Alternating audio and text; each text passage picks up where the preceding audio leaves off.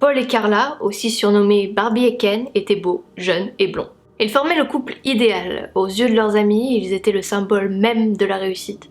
Leur mariage était simplement la vitrine éblouissante de leur amour. Mais derrière cette image idyllique se cachaient deux sadiques sexuels.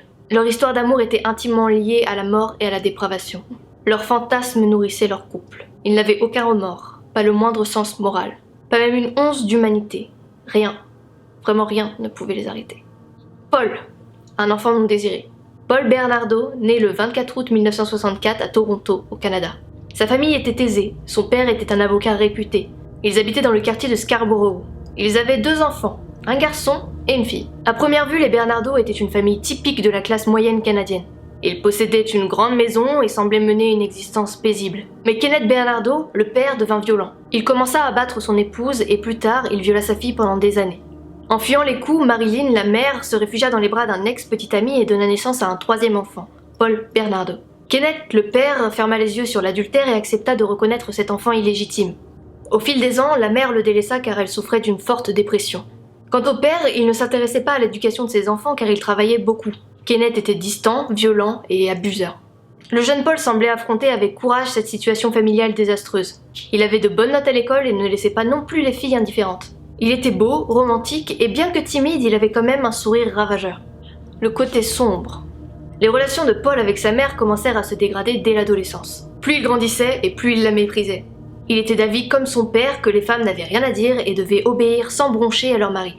En 1980, l'année de ses 16 ans, Paul rencontra son premier amour. Elle s'appelait Nadine. Mais cette jolie blonde le quitta l'année suivante, le reprochant d'être trop autoritaire et possessif. Paul encaissa très mal cet échec amoureux et rentra dans une terrible colère. Petit à petit, le côté sombre de la personnalité de Paul commença à émerger. À la même époque, lors d'une violente dispute avec sa mère, celle-ci lui révéla qu'il était un enfant illégitime. Paul se sentait complètement anéanti. Il ne pouvait pas admettre que sa mère lui ait menti pendant tout ce temps. Il commença alors à l'insulter, la traitant ainsi de putain, et celle-ci lui rétorquait qu'il n'était qu'un bâtard. Il apprit également à cette période que son père violait sa sœur depuis des années. Après ces révélations traumatisantes, le comportement de Paul Bernardo changea complètement. Il commença à passer plus de temps dehors et se lia d'amitié avec de jeunes délinquants machos qui aimaient traîner avec des filles faciles. Après le lycée, Paul trouva un petit boulot dans une société privée. Il utilisait les stratégies commerciales apprises au travail pour manipuler plus facilement les gens et notamment les filles qu'il voulait séduire. Il se mit à multiplier ses conquêtes féminines mais celles-ci restaient éphémères. Ses ex-petites amies révélèrent plus tard qu'elles ont fini par se détourner de ce garçon car il avait des pratiques sexuelles vraiment violentes et déviantes. Il aimait par-dessus tout ce qui était les jeux sadomasochistes extrêmes, comme fouetter très violemment ses partenaires ou pratiquer la sodomie forcée par exemple. L'une d'entre elles déclara que Paul ne pouvait être excité que si sa partenaire souffrait réellement ou si elle avait peur de mourir. Paul Bernardo montrait déjà toutes les caractéristiques du sadique sexuel.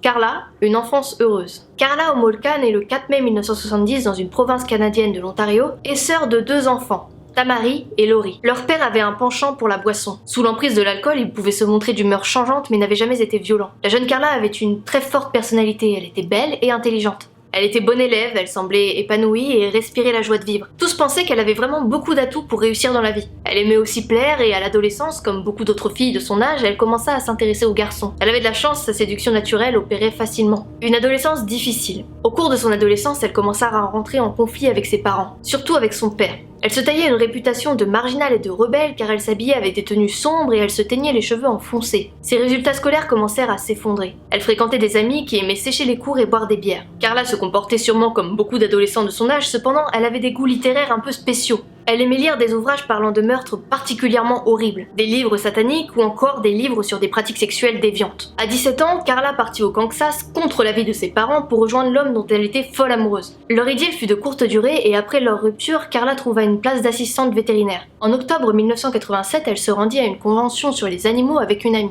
Les 2 amies flashèrent sur 2 garçons et les invitèrent à boire un verre dans leur chambre. C'est ainsi que Carla rencontra son futur mari, Paul Bernardo. Il était âgé à cette époque-là de 23 ans. Le soir même, ils entamèrent une relation intime dans la chambre de l'hôtel sous les yeux stupéfaits de leurs amis.